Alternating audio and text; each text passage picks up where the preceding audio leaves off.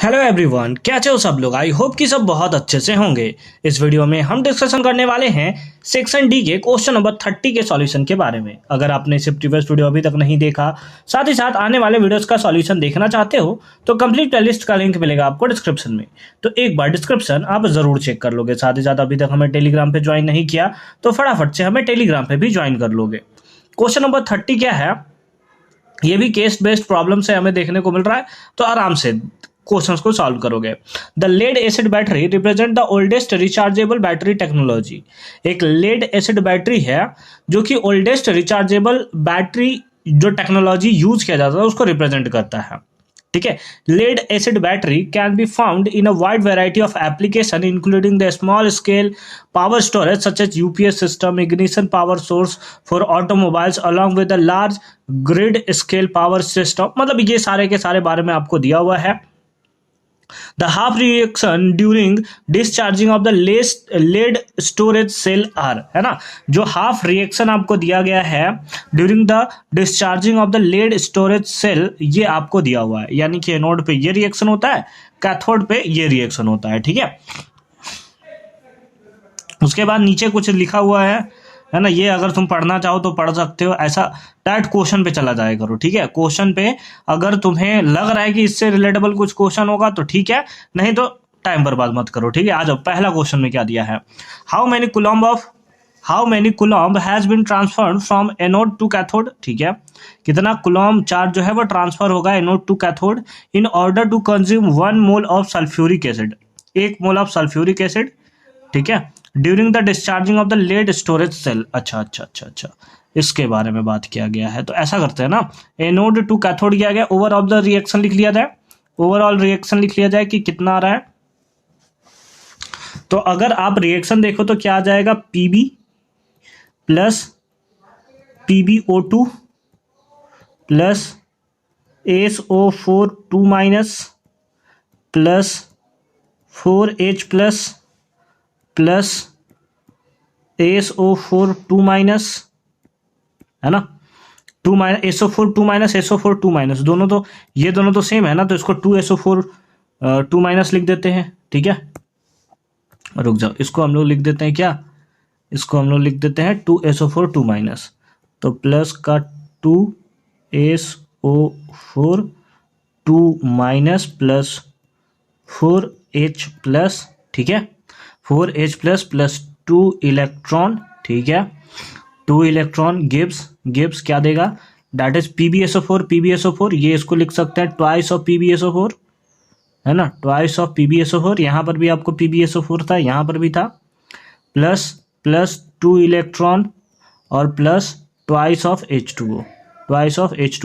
ये आपका क्या निकल के आया, ओवरऑल ऑर्डर आपको, ओवरऑल रिएक्शन जो है वो आपको यहां पर देखने को मिला। ठीक है, समझ में आ गई बात। हाँ चलो ठीक है, अब इसके बेसिस पे हमें क्वेश्चन फिर से पढ़ लेते हैं एक बार।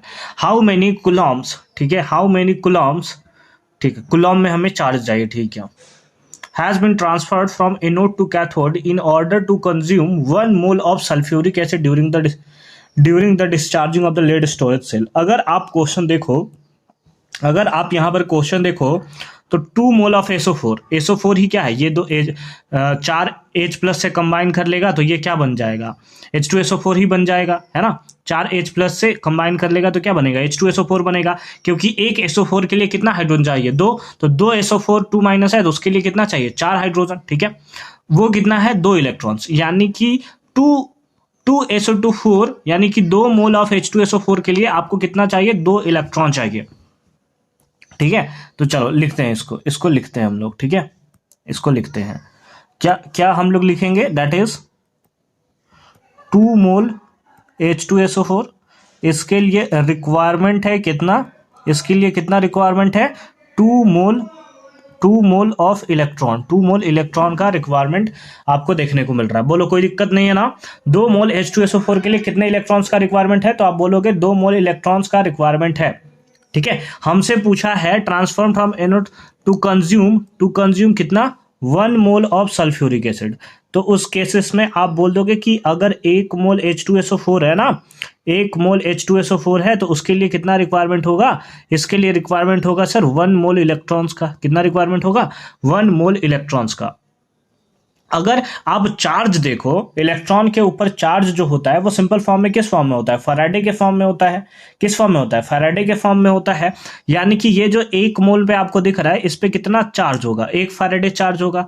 कितना चार्ज होगा, 1 फैराडे चार्ज होगा। और 1 फैराडे में कूलॉम के टर्म में कितना होता है वैल्यू, तो 96500 इतना क्या कूलॉम, 96500 इतना क्या कूलॉम। ये हमें इसका आंसर देखने को मिलेगा। ठीक है, समझ गए बात को, समझ गए बात को। तो इस टाइप से सिंपल फॉर्म में इसका जो है आप आंसर करोगे। ठीक है, बी पार्ट में आ जाओ। बी पार्ट में क्या है, बी पार्ट में दिया हुआ है कि हाउ मच वर्क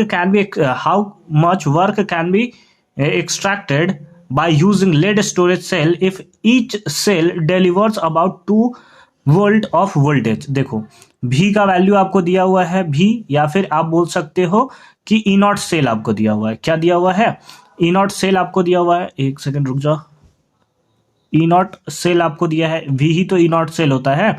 और ये कितना दिया है, दैट इज 2 वोल्ट दिया हुआ है। फैराडे का वैल्यू दिया है, फैराडे का वैल्यू कितना दिया है, दैट इज 96500। उसके साथ साथ नंबर ऑफ इलेक्ट्रॉन आपको ऊपर में दिखा था कितना, 2 इलेक्ट्रॉन्स दिख रहे थे। कितना इलेक्ट्रॉन्स दिख रहे थे, देखो कितना इलेक्ट्रॉन्स है, 2 इलेक्ट्रॉन्स आपको देखने को मिल रहा है। यानी कि नंबर ऑफ इलेक्ट्रॉन्स, एन का वैल्यू भी आप पुट कर सकते हो। एन का वैल्यू कितना हो जाएगा, दैट इज 2 देखने को मिलेगा। इस बेसिस पे गिब्स फ्री एनर्जी याद है आपको, क्या है ना, गिब्स फ्री एनर्जी आपको याद है -NF, है ना। गिब्स फ्री एनर्जी याद है, गिब्स फ्री एनर्जी का फॉर्मूला क्या होता था, -NF ई नॉट सेल, या फिर ई नॉट अगर आप लिखना चाहो, समझ जाते हो तो कोई दिक्कत नहीं है, माइनस का माइनस हो जाएगा। ठीक है, अब क्या है ये, अगर डेल जी को आप देखो तो ये क्या है, गिब्स फ्री एनर्जी। एनर्जी ही हमारा क्या होता है, वर्क होता है। यानी कि इसी को आप वर्क डन लिख सकते हो, -N, एन का वैल्यू कितना है 2, एफ का वैल्यू कितना है, दैट इज 96500। और ई नॉट सेल या वी बोलो कितना है 2, 2 जाए कितना हो गया 4, तो 4 इंटू कितना 96500 मल्टीप्लाई कर दोगे तो कितना आ जाएगा 0 0 20 कैरीज 2, 6 कैरी 2 और 38, है ना, 38 इतना आपको देखने को मिलेगा। यानी कि कितना हो गया 386600, है ना। इतना जूल या किलो जूल में आप लिखना चाहो तो 3 जीरो लिखकर आप इसे ये भी लिख सकते हो कि 386 किलो जूल हमें एनर्जी देखने को मिलेगा। जिस टाइप्स में आप देखना चाहो, है ना, उस टाइप्स में आप सिंपल फॉर्म में इसका आंसर जो है वो कर सकते हो। अगला पार्ट देखो क्या है, सी पार्ट में दिया है, do you agree with the statement hydrogen is a green fuel, है ना। Give your comments for and against this, है ना, statement and justify your view. ठीक है, मतलब ग्रीन जो हाइड्रोजन है उसे क्या हम लोग ग्रीन फ्यूल की तरह यूज कर सकते हैं, उसके तरफ भी आपको देना है और उसके अगेंस्ट में भी कुछ आपको स्टेटमेंट देना है, उसके साथ साथ जस्टिफाई करना है अपने व्यूज को। ठीक है, यानी कि एडवांटेज बताना है, डिसएडवांटेज बताना है, बस। ठीक है, ये आपको बताना है। तो चलो देख लेते हैं, बता देते हैं, है ना। ये आंसर हमें क्या बोलते हैं, मार्किंग स्कीम से देखने को मिला है, तो बस वही मैंने उठा लिया है। ये क्वेश्चन जो है मतलब आप सोच सकते हो, ठीक है, जो एनईपी है ना, न्यू एजुकेशन पॉलिसी, तो उसमें इस टाइप का क्वेश्चन जो है वो बीच बीच में हमें देखने को मिल रहा है, ताकि आपका मतलब चेक किया जाए कि क्या आप केवल किताबी कीड़े हो या फिर ये सब के बारे में भी आप थोड़ा नॉलेज रखते हो। ठीक है, तो ये सब बस ऐड किया जा रहा है। ठीक है, तो देखो क्या, hydrogen is a fuel that on combustion gives water as a by product, है ना। वाटर क्या करता है, एज अ बाई प्रोडक्ट वो फॉर्मेशन करता है। There are no carbon emission and no pollution caused, उसके कारण कोई भी हमारा क्या होता है, पॉल्यूशन नहीं देखने को मिलता है, और ना ही किसी टाइप का कार्बन जो है वो इमिट होते हुए हमें देखने को मिलता है। At present the means to obtain hydrogen are electrolysis of water, which can electricity obtained from the fossil fuels and increase carbon emission. In spite of the problem faced today in the extraction of hydrogen, we cannot disagree on the fact that hydrogen is a clean source of energy. Further research can help in finding the solution and green way, like using solar energy for extraction of hydrogen. ठीक है। तो इस type से simple form में इसका आप answer दे सकते हो कि पहले क्या किया जाता था कि फॉसिल फ्यूल्स का यूज किया जाता था, उसके बेसिस पे इलेक्ट्रिसिटी जनरेट किया जाता था, बट अब क्या किया जा रहा है कि सिंपल फॉर्म में क्योंकि hydrogen as a fuel work करने लगा है और ये भी large amount of energy release करता है, तो बस इसी का हम लोग यूज इलेक्ट्रिसिटी के फॉर्म में करते हैं। ठीक है, तो ये तो रहा इसके लिए। इसके अगेंस्ट में आपको क्या लिख सकते हो, तो अगेंस्ट में लिख सकते हो no it is true that hydrogen is a fuel that on combustion gives water as a byproduct. There is no carbon emission and no pollution caused. However, at present, to means to obtain hydrogen by electrolysis of water, which use electricity obtained from fossil fuels and increase carbon emission. Hydrogen is no doubt a green fuel, but the process of extraction is not green as of today. मतलब क्या है कि hydrogen जो है वो simple form में, तो ये इसमें कोई डाउट नहीं है कि ये हमारा क्या है कि एक क्लीन फॉर्म है ना, यानी कि इससे इन्वायरमेंट का में कोई प्रॉब्लम नहीं होगा। बट हाइड्रोजन के एक्सट्रैक्शन के लिए जो प्रोसेस होता है ना, वो हमारे इन्वायरमेंटल के लिए हार्मफुल है। ठीक है, तो इस टाइप से आंसर दे सकते हो। At present looking at the process of extraction hydrogen is not a green fuel, यानी कि अगर उसके एक्सट्रैक्शन को प्रोसेस को उसको में ऐड कर दिया जाए हाइड्रोजन में, तो फिर हाइड्रोजन को आप ग्रीन फ्यूल नहीं बोल सकते। हालांकि बोला जाता है कि हाइड्रोजन जो है एज अ ग्रीन फ्यूल हम लोग वर्क करते हैं, बट एक्सट्रैक्शन के टाइम में इतना ज्यादा पॉल्यूशन रिलीज होता है कि आगे चलकर भले ही वो ग्रीन फ्यूल की तरह यूज हो, बट उससे पहले वो बहुत ज्यादा अमाउंट में पॉल्यूशन जो है ऑलरेडी जनरेट कर चुका है।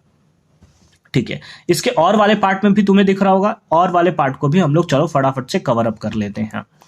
और वाले पार्ट में क्या लिख सकते हो, imagine you are a member of the agency funding, है ना, scientific research, which of the following project will you fund and why, है ना, यानी कि किस प्रोजेक्ट में आप फंड करोगे and why. Safe cycling of lead batteries, और दूसरा में दिया है एक्सट्रैक्शन ऑफ हाइड्रोजन। ठीक है, चलो आंसर देख लेते हैं इसका।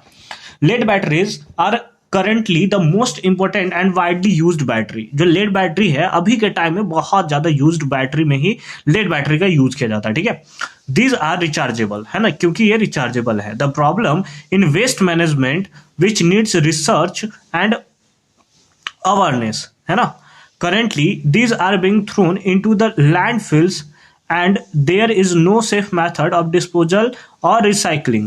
ठीक है, मतलब इसके रिसाइकलिंग का कोई ऐसा प्रोसेस नहीं है, ये डायरेक्ट लैंडफिल्स में ऐसे थ्रो कर दिया जाता है। Research into the safer method to dispose will reduce the pollution and health hazard cause the green extent. तो इसीलिए हमें क्या करना चाहिए, इसके ऊपर एक टाइप का रिसर्च करना चाहिए और एक सेफर मेथड जो है वो हमें किसी तरीके से फाइंड आउट कर लेना चाहिए, जिसके कारण ये जो पॉल्यूशन हो रहा है जो लैंडफिल्स में हम लोग फेंक दे रहे हैं उससे हम लोग बच सकें। सेकेंड में दिया एक्सट्रैक्शन ऑफ हाइड्रोजन। तो fuel cell is a clean source of energy. Hydrogen undergoes combustion to produce water. The need of the are of green fuels and a hydrogen is a clean fuel. The current problem is obtaining hydrogen. Research that goes into this area will help solve the problem of pollution and will be a sustainable solution। ठीक है, तो इस type से answer जो है उसको आप लिख सकते हो, उसके अगेंस्ट में भी लिखना है, उसके फेवर में भी आंसर लिखना है। तो ये जो है मतलब एक टाइप का बैलेंस बनाकर आपको आंसर लिखना है। ये वाले में मतलब जैसे हाफ मार्क्स जो हैं वो मतलब काट ही लेता है। ठीक है, अगर तुम लोग इसके ऊपर अगर कंट्रोल कर लिए तो फिर समझो कि तुम्हारा 70 आउट ऑफ 70 नहीं रोक सकता कोई, है ना। लेकिन इस वाले पार्ट में क्या होता है कि एडवांटेज डिसएडवांटेज ये क्या थिंकिंग स्किल के ऊपर है कि तुम कितना अच्छे तरीके से सोच सकते हो, पहली बार में क्या सोच सकते हो, इन सारे के ऊपर डिपेंड्स करता है। ठीक है, आई होप कि ये पार्ट आपको अच्छे तरीके से समझ में आया होगा। मिलते हैं आपसे अगली वीडियो में क्वेश्चन नंबर 31 के सॉल्यूशन के साथ। कंप्लीट प्लेलिस्ट का लिंक मिलेगा आपको डिस्क्रिप्शन में, तो एक बार डिस्क्रिप्शन आप जरूर चेक कर लोगे।